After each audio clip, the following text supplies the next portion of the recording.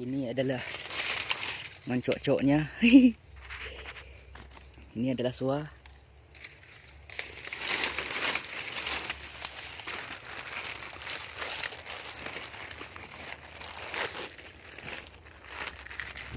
Kami sedang pakai baju ya.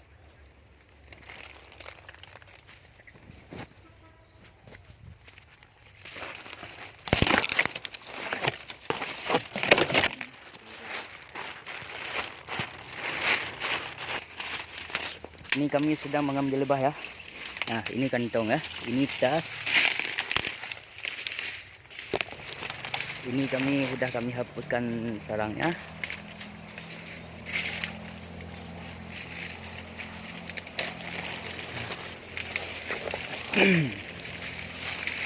Masuk dalam.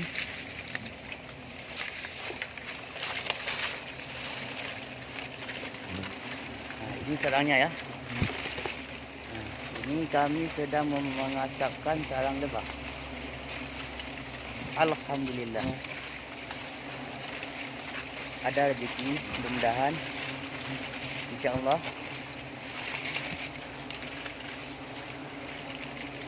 Jika laku banyak belum tentu ya.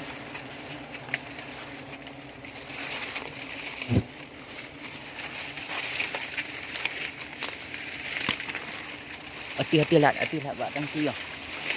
Buat tangki kan. Ha. Baiklah. Okey. Ini sarangnya ya. Mana? Nah. Ini kami sedang memotong ya.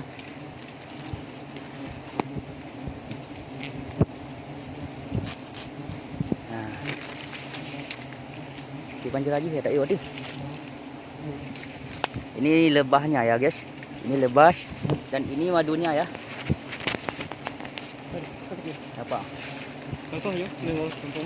Masuk.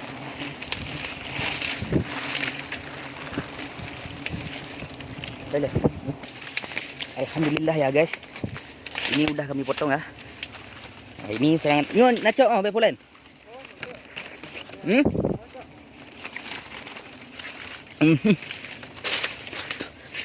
Manis sekali ya guys.